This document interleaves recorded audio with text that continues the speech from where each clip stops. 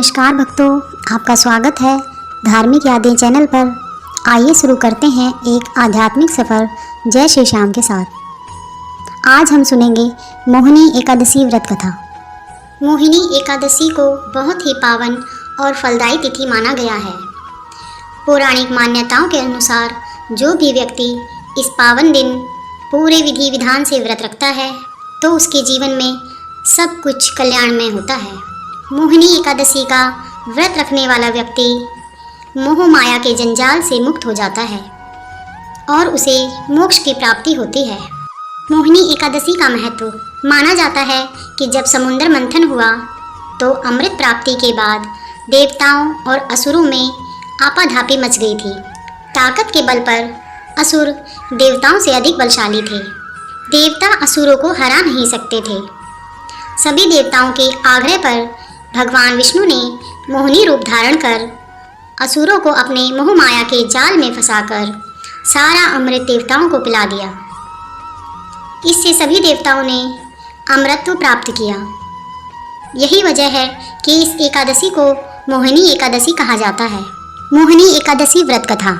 धर्मराज युधिष्ठिर कहने लगे कि हे कृष्ण, बैसाख महीने के शुक्ल पक्ष की एकादशी का क्या नाम है तथा उसकी कथा किस प्रकार है, इस व्रत की क्या विधि है, यह सब विस्तार पूर्वक कहिए। श्री कृष्ण कहने लगे, हे धर्मराज, मैं आपसे एक कथा कहता हूँ जिसे महर्षि वशिष्ठ ने श्री रामचंद्र जी से कही थी। एक समय श्री राम जी बोले कि हे गुरुदेव, कोई ऐसा व्रत बताइए जिससे समस्त पाप और दुखों का नाश हो जाए। मैंने सीता जी के वियोग में बहुत दुख भोगे हैं। महर्षि वशिष्ठ बोले, हे राम, आपने बहुत सुंदर प्रश्न किया। आपकी बुद्धि अत्यंत शुद्ध तथा पवित्र है।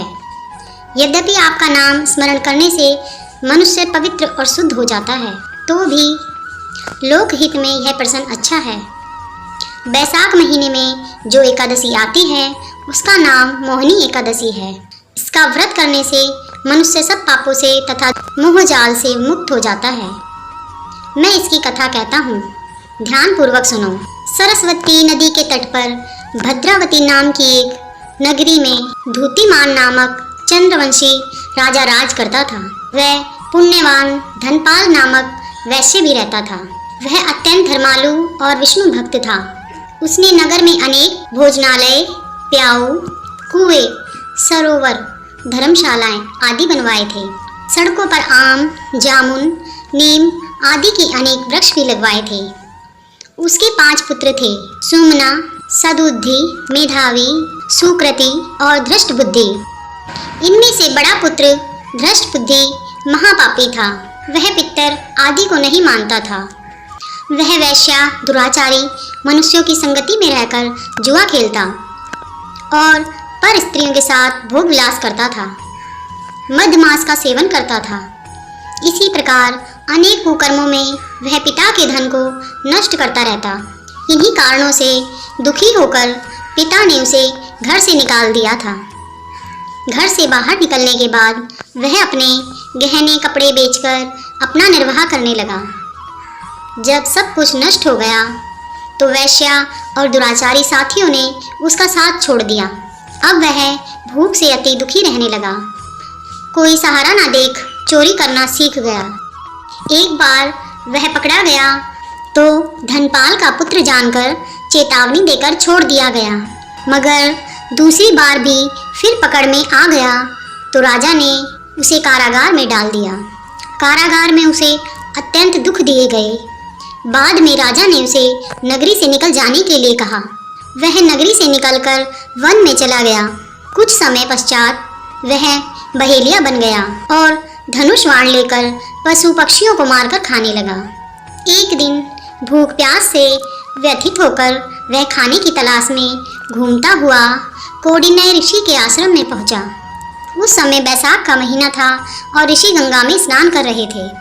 उनके भीगे वस्त्रों की छींटें उस पर पड़ने से उसे कुछ सबुद्धि प्राप्त हुई।